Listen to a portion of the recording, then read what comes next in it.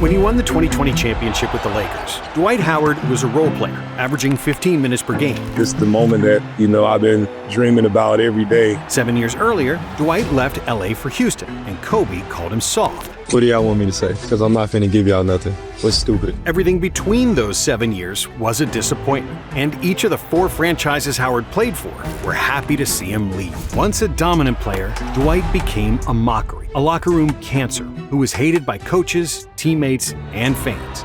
Just to hear that word cancer, it pisses me off, to be honest with you. Dwight went from Superman to Clark Kent, and his reputation took an unsalvageable hit, with many fans wondering why he's even considered for the Hall of Fame. He's a hell of a player, but for some reason people don't like him. Why do you think people don't like you?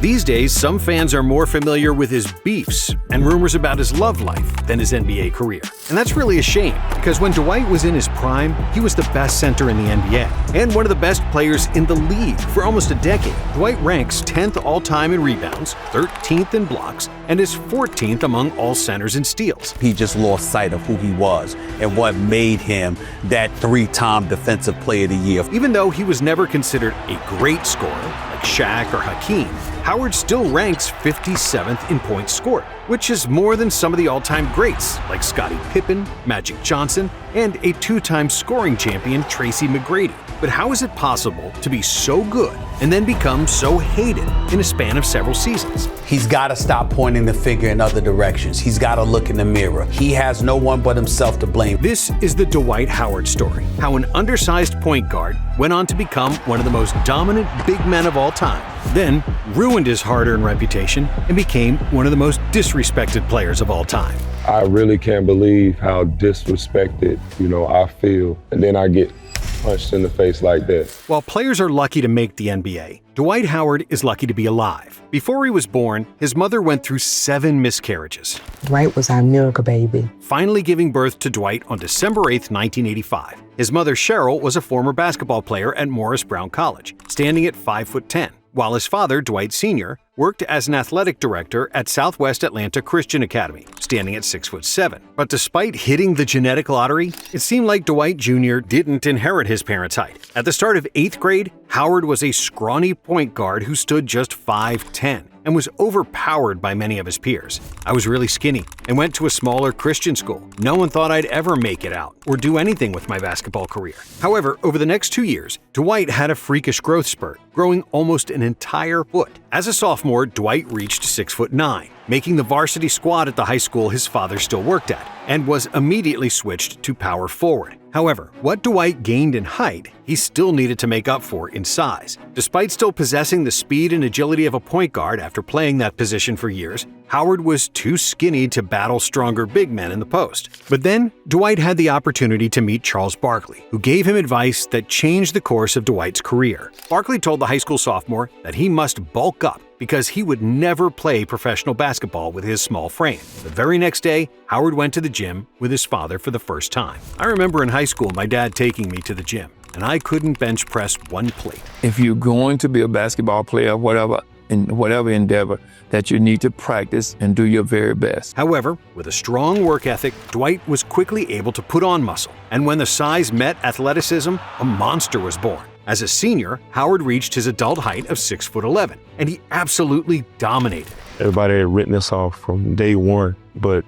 we stuck with it. Dwight led his team to a 31-2 record and the 2004 state title, while averaging 25 points, 18 rebounds, 8.1 blocks, and 3.5 assists per game. In one of the best McDonald's All-American games ever, which featured 7 future first-round picks, Dwight was the co-MVP with J.R. Smith, scoring 19 points and 8 rebounds in just 16 minutes on the court. And even though he was still fairly skinny for his height, weighing just 225 pounds, and was wanted by all major universities, Dwight decided to follow the footsteps of his basketball idol, Kevin Garnett, and join the NBA straight after high school. And 12 years after they selected Shaq with the first overall pick, the Orlando Magic lucked out again, winning the draft lottery. After which, Dwight Howard became just the 3rd high school player to get selected first overall. With the first pick in the 2004 NBA Draft, the Orlando Magic select Dwight Howard from Southwest Christian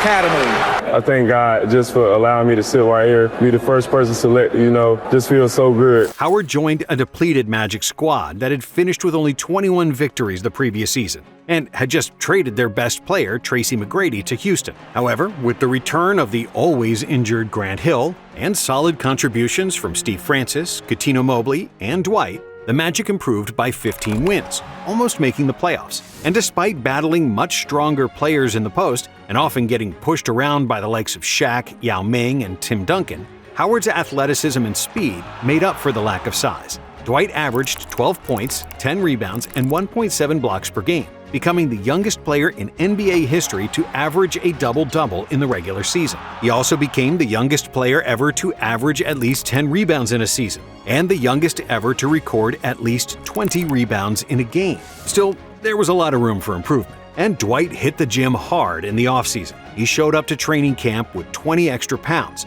all of which were pure muscle, as he was now benching 365 pounds, just 4 years after he couldn't bench a single plate. Furthermore, he also worked hard on his defense and his post game, as it was Orlando's goal to play him at center full-time, since he was too skinny to play center as a rookie. And that hard work paid off. In his sophomore season, Howard improved his numbers to 15.8 points and 12.5 rebounds per game, ranking second in the NBA in rebounds and double-doubles, while finishing sixth in field goal percentage. On November 15, 2005, against the Charlotte Bobcats, Howard recorded 21 points and 20 rebounds, becoming the youngest player to record a 2020 game. But despite Howard's improvement, injuries to Grant Hill and starting point guard Jameer Nelson hurt Orlando's playoff hopes, as they once again finished with 36 wins and failed to make the playoffs. However, that would change in Howard's third season. With even more muscle and more experience, Dwight became a dominant presence under the basket,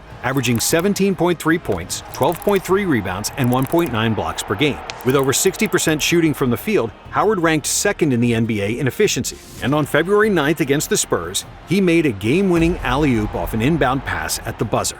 Dwight made the All-Star and All-NBA third team, pushing the Magic to the playoffs for the first time in 4 years. However, the more experienced Pistons made quick work of Orlando, sweeping the Magic, despite Howard averaging 15 points and 15 rebounds per game in the series. When the season was over, Coach Brian Hill was replaced by Stan Van Gundy, a coach who would help Dwight become a superstar, but who would also clash with Howard on numerous occasions. In their first regular season together, Dwight again improved his numbers, averaging career highs across the board, with 20.7 points, a league-leading 14.2 rebounds, and 2.1 blocks per game. While shooting 60% from the field, Dwight had become the best center in the NBA. And despite his high-flying dunks in the regular season, Howard saved the best for the dunk contest. We've never had a guy this tall who can jump like this. But after the first dunk behind the backboard, Howard showcased his showmanship by putting on the Superman cape. Superman is in the building. Accompanied by the great sound bites from Kenny Smith, Dwight completed one of the most insane dunks in the history of the dunk contest. Oh my gosh.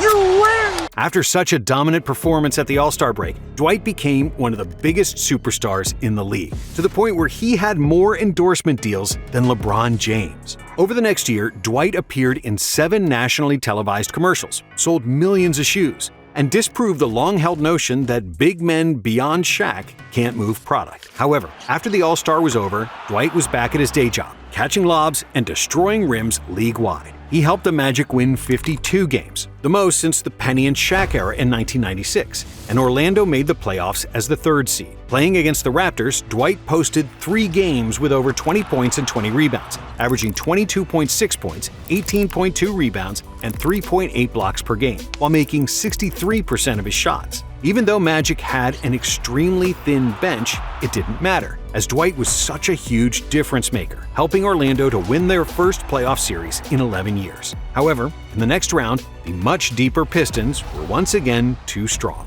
and Orlando lost the series in 5 games. For the next season, even though the Magic didn't acquire any notable additions, Coach Van Gundy decided to tweak the team's tactics, by ditching the traditional power forward and surrounding Dwight with 4 shooters. The Magic's system was simple, especially from today's perspective, where all 5 players on the floor can dribble, pass, and shoot. But back in 2009, it was revolutionary, since most teams played with a center and a power forward who used to catch the ball in the post and play with their back to the basket. However, Van Gundy realized that Dwight has an enormous advantage on both sides of the floor, and that another big man that's standing in the paint was not just unnecessary, but also hurting the team's spacing. Instead, Dwight was the only Magic player operating in the paint, surrounded by 4 shooters who spread the floor. This gave more room for Dwight to score, but it also freed up other Orlando players who could cut into open space and wait for a 3-point shot after Howard got doubled. So defenses had to pick their poison, and all of it lethal. If they double-teamed Howard, he could hurl the ball to a dangerous 3-point shooter. And if they crowded the Magic's 3-point shooters, Orlando typically enjoyed a mismatch on the interior. Defensively, the Magic didn't suffer, because Dwight was the best defensive player in the league, who could swallow up opposing guards when they dared to come through the paint, thanks to his unreal lateral quickness and vertical athleticism we've never seen before from a center. I've never seen people afraid. Like, yo, we not going into there until get subbed out. On January 13, 2009, the Magic set an NBA record by making 23 three-pointers in a game against the Kings, with 9 players making at least 1 three-pointer in the 139-107 win. Since the league introduced the three-point line in 1979, only 1 team made more than 23s in a game, and it would take 10 years for somebody to break the Magic's record, showing that they were ahead of their time. The Magic attempted 26 threes per game that season, which was second in the league, and would be dead last in 2025 when the league average was 37 attempted threes, while the Celtics attempted a whopping 48 three-pointers. So it wasn't like the Magic played completely modern, they just realized the power of Dwight, who was unstoppable on both ends of the floor. Howard averaged 20.6 points per game, which wasn't a lot even by the slow-paced standards of that era, when only 20 players in the league averaged over 20 points per game, and Dwight ranked 18th in scoring. One could argue that Dwight's post moves were robotic and predictable, and those people would be correct, as Howard's footwork was miles away from Hakeem Olajuwon or even Shaq. But the mere presence of Dwight made all the difference in the world for the Magic. Because he was the biggest lob threat in the NBA, opposing big men had to be glued to Dwight, which meant that other Magic players could drive to the paint virtually unbothered. Also, Dwight collected 4.3 offensive rebounds per game, which led the league, and that provided enormous value for Orlando in second chance points, even when they didn't score. And finally, Howard also led the NBA in free throw attempts, as it was hard to stop him without fouling, which then also benefited his teammates because the Magic would often be in bonus and shoot additional free throws because of Dwight. Howard averaged just 12 field goals per game and ranked 53rd in the NBA in total field goals attempted, and yet he was ranked 15th in total points scored, which is another testament to his efficiency. Dwight led the NBA in blocks with 2.9 rejections per game and in rebounds with 14.2. He finished 4th in the MVP voting behind LeBron, Kobe, and D-Wade, but when it came to Defensive Player of the Year, there was no debate, as Dwight won 105 out of 120 first-place votes. One of my goals that I wrote down was to win the Defensive Player of the Year and lead the league in blocks and rebounds. The Magic won 59 games, which was somehow only good enough for 3rd in the East, behind 62-win Celtics and 66-win Cavaliers. Orlando finished the 2008-2009 season with the 3rd highest number of three-point makes in league history, trailing only the 2006 Suns and the 2009 New York Knicks. But the talking heads always said that three-point shooting teams can't win in the playoffs, since teams like Nash's Suns never advanced to the finals. However, the Magic had Dwight inside, and that was the difference. In the first round against the Sixers, Howard averaged 26 points, 16 rebounds, and 3 blocks, while shooting 68% from the field, and Orlando won the series in 6 games. In the second round, they played the defending champs Boston Celtics, who were without the injured Kevin Garnett, but were still dangerous and deeper than the Magic, with 3 superstars, Paul Pierce, Ray Allen, and Rajon Rondo. The Celtics took a 3-2 lead in the series, and it looked like they would advance. But then, Dwight posted 23 points and 22 rebounds to win Game 6.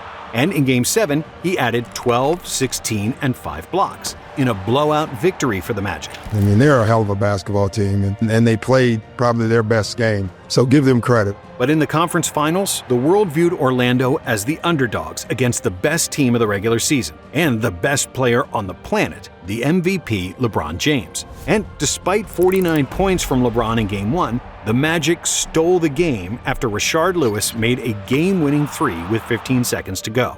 In Game 2, LeBron countered with a game winner of his own. But despite James's brilliance, the Magic always had somebody else to step up next to Howard, as Orlando took a 3-2 lead. Everybody has proven they can win playoff games for us. Everybody! But then, in Game 6, just when everybody expected a Cavaliers comeback, Dwight played the best game of his career.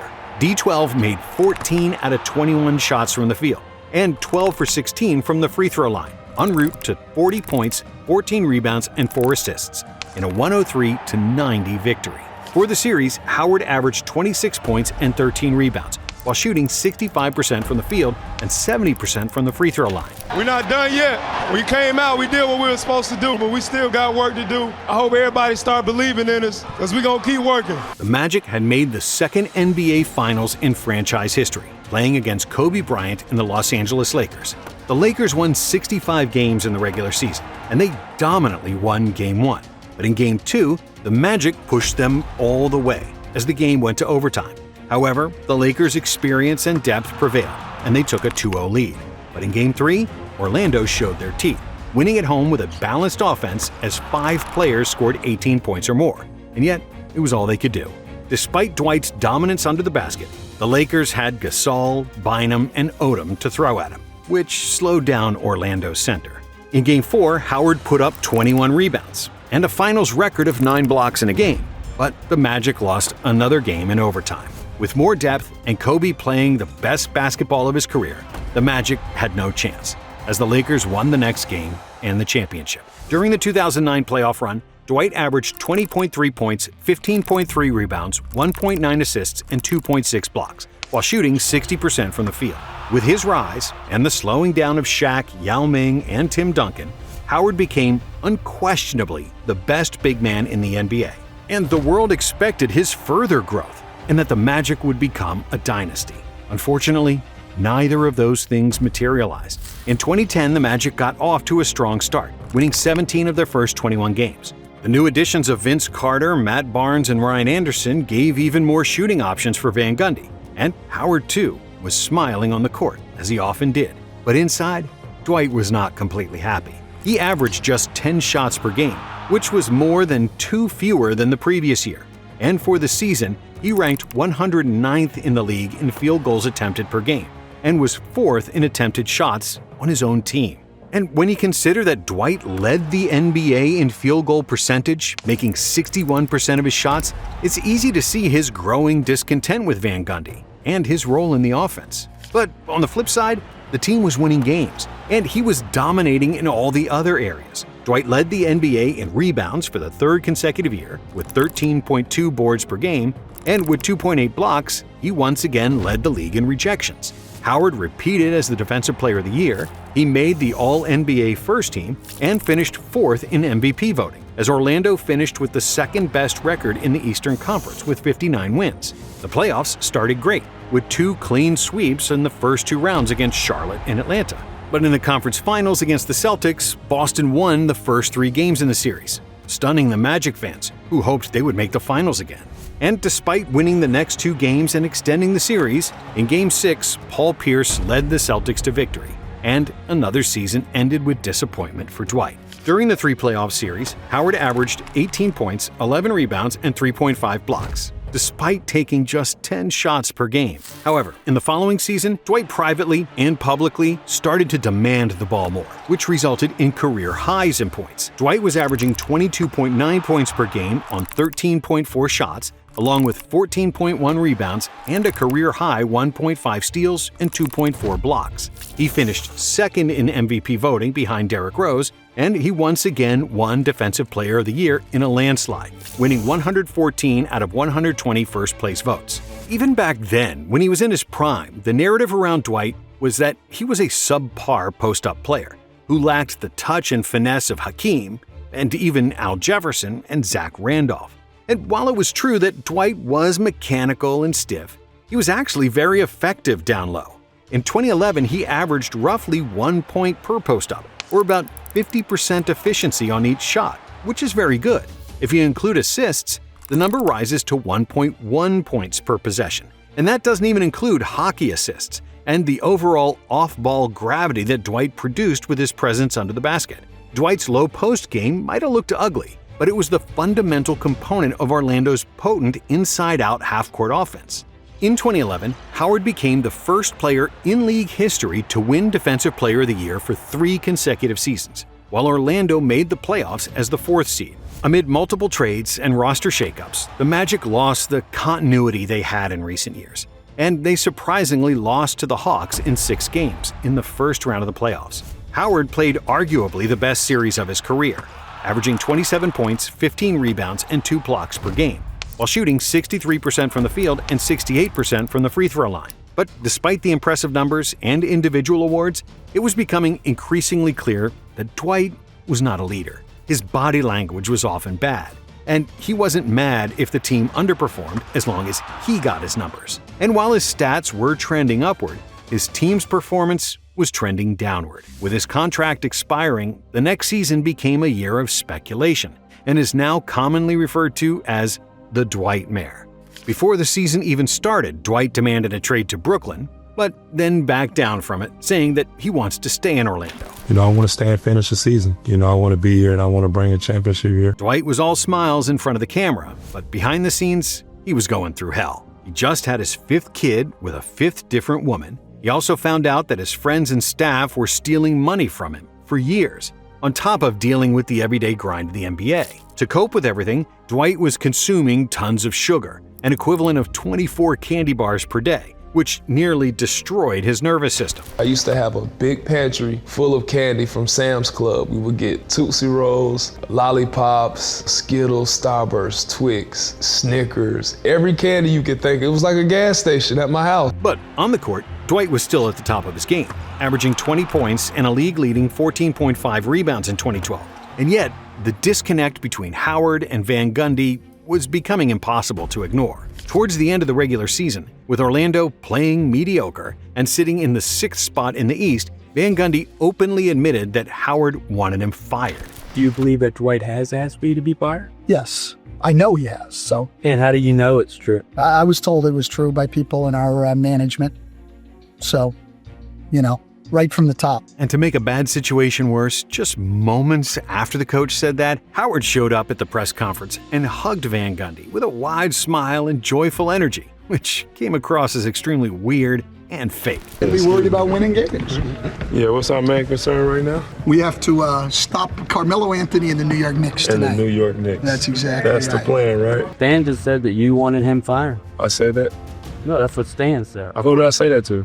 It was one of the most awkward interviews in NBA history. But before the Magic even had a chance to implode and lose the playoffs, things got worse. Dwight injured a disc in his back, which required surgery, and he was out for the season. With their best player out of the lineup, Orlando lost in 5 games to the Pacers in the first round, after which Van Gundy got fired.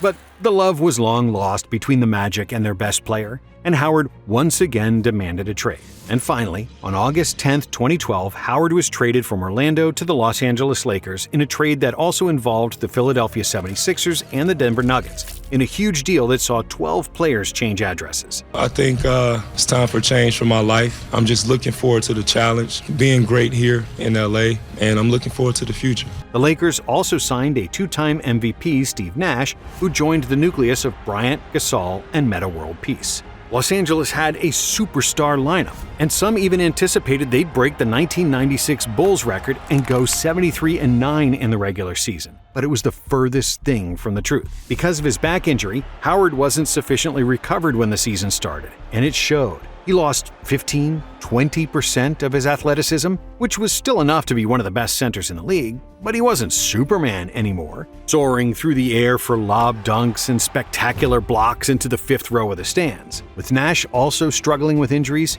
and the Lakers being old and with a thin bench, the projected 73-9 season was barely cracking 500. Throughout the season, Nash and Bryant were pissed at Howard. who looked disengaged, lost, and not completely motivated on the level they were expecting. Howard was used to being the big man. He was used to everybody laughing at his jokes and being the center of attention. But that stuff wasn't going to fly with Kobe, who was super serious on and off the court, only interested in winning. Dwight looked like a bad fit culturally, and on the court, he was again demanding more post touches, while it was clear that the league was changing, and that he should focus on cutting screens and rolling to the basket in a pick and roll, especially with Nash as his point guard. At one point, Dwight even brought a stat sheet to the locker room to show Nash and Bryant that he only took a few shots, which further infuriated the two veterans. Because of all that, Dwight lost his confidence, which is the worst thing that can happen to an athlete. I lost confidence in who I am as a player.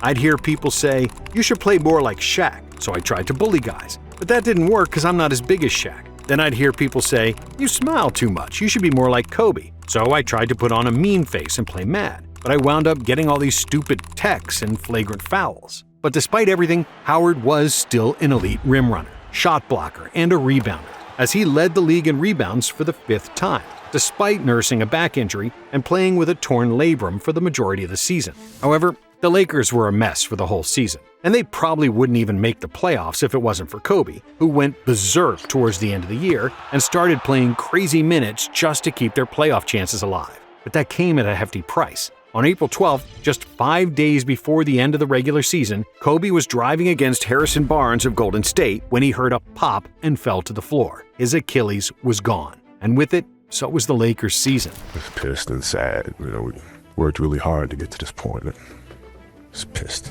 Even though they eventually made the playoffs as the 7th seed, without Kobe, they were doomed.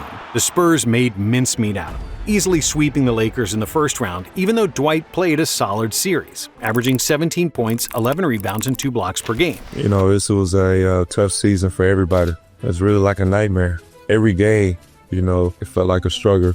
And there for us. When the season was over, Dwight became a free agent. And even though the Lakers wanted him to come back, Dwight had other ideas. He joined the Rockets and their new superstar James Harden. And at first, things were looking great. Dwight recovered some of the lost athleticism, and even though he wasn't the Orlando Dwight, he still averaged 18.3 points, 12.12 rebounds, and 1.8 blocks per game, while shooting 59% from the field. Howard made the All-Star team for the 8th consecutive year, as well as his 8th straight All-NBA selection. The Rockets won 54 games in the regular season, and in the first round, they played against the up-and-coming Blazers, led by LaMarcus Aldridge and Damian Lillard. And despite James Harden's scoring brilliance, it was Dwight who was the best Rockets player in the series. The big man averaged 26 points, 13.7 rebounds, and 2.8 blocks per game, playing excellent defense and scoring efficiently on offense. But the Blazers were a better team, and Lillard proved it by sinking the Rockets at the buzzer, winning the series for Portland. In the following season, Dwight struggled with a knee injury, which limited him to just 41 games, after he missed only 36 games in the previous 10 seasons combined.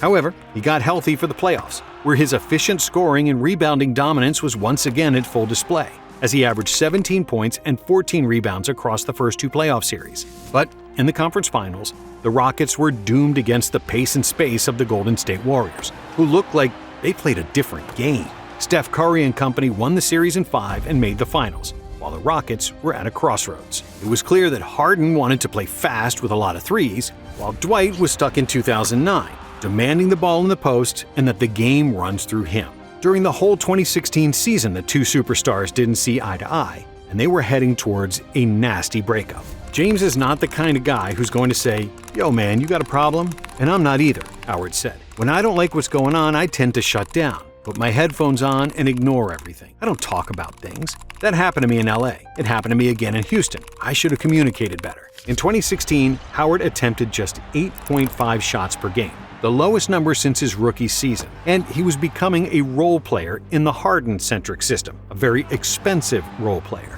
So after the Warriors thumped him once again, it was obvious that Dwight should leave in search of a bigger role. And after the season was over, he even made an appearance on Inside the NBA, where Barkley and Kenny Smith openly asked him why people don't like him. I think people felt as though I'm just this bad guy, all about myself. I'm a diva. I'm stuck on being Dwight Howard, this famous basketball player. So a lot of people say, you know what, we don't like this guy. It really hurts me because, you know, my heart and my attitude towards the game has always been the same. Dwight sounded reasonable and ready to change, and his hometown Atlanta Hawks decided to believe him, signing him to a 3-year, $70 million contract. My prayers are answered. I'm home. I'm with my family, so thank you. However, that return home was quickly regretted by the Hawks because they didn't get an experienced 31-year-old locker room leader who was only concerned about championships. What they got was a 31-year-old kid who was still making immature jokes. On the other end, we got some stops. Our D was good tonight,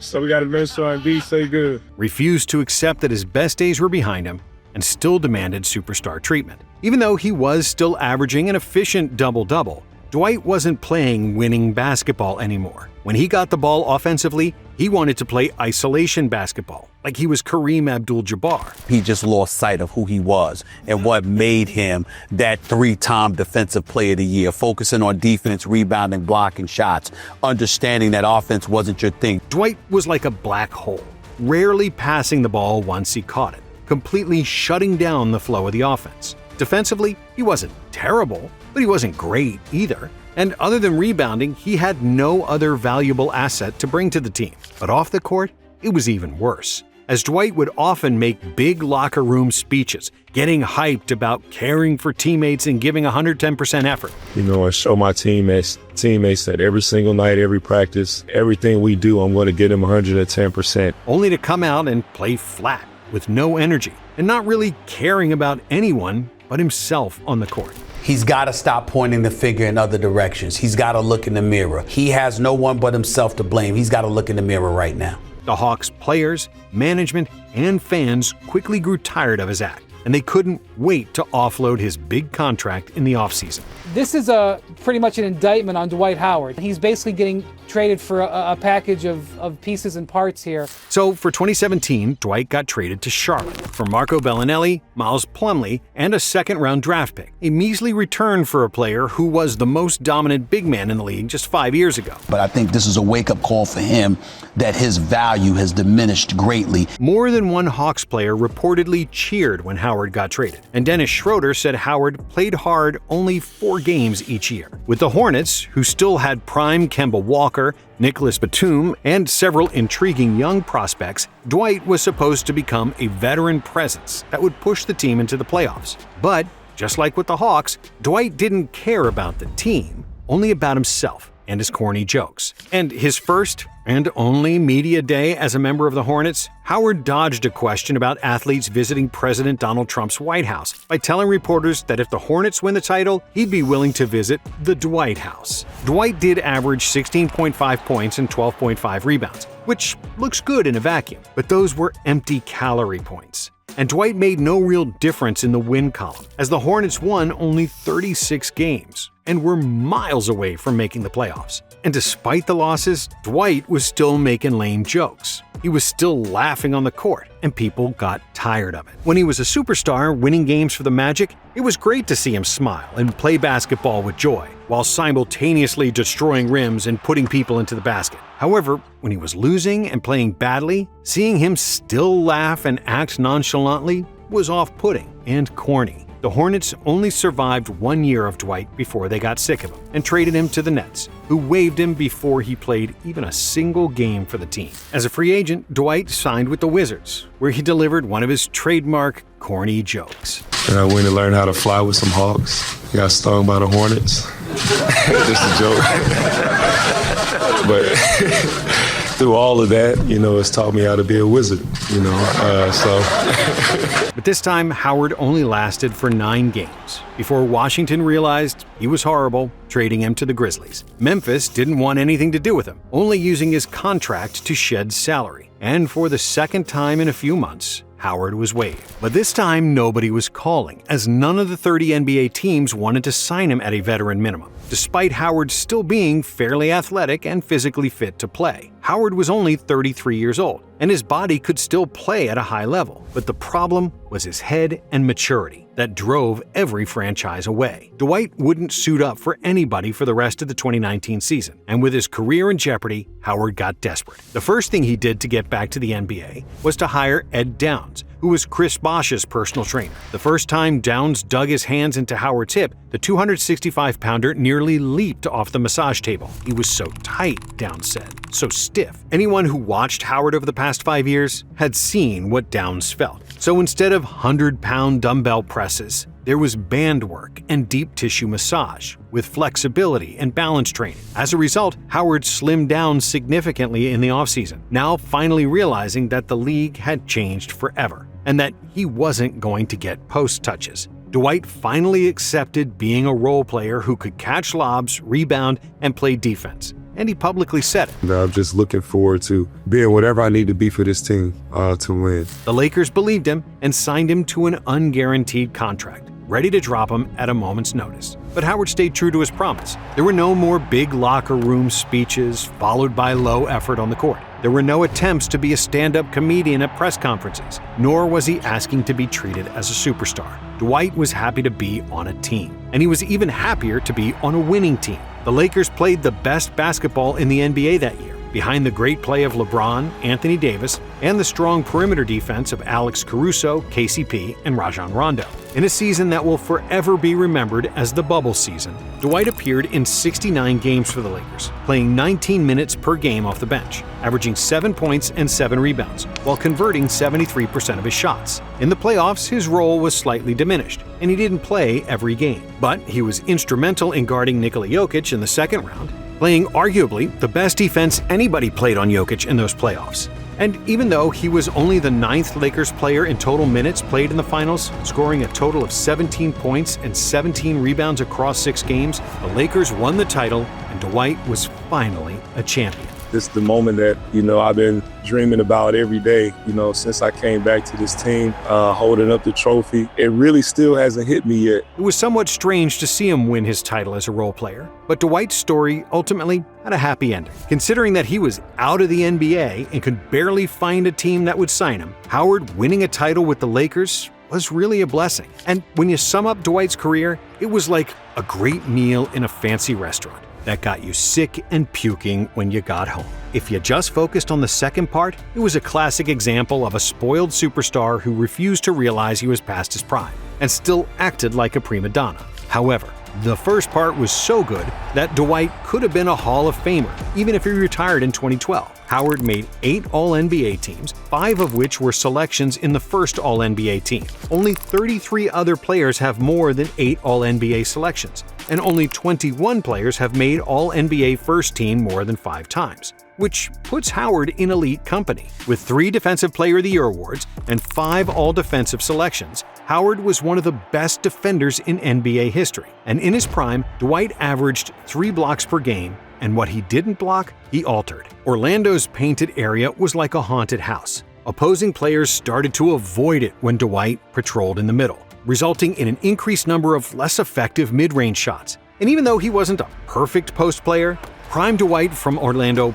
probably should have gotten the ball more, which would have seen his numbers increase to the level of Shaq, since Howard was more efficient and a better free throw shooter. Many people don't realize this, but Howard might be the most efficient player ever.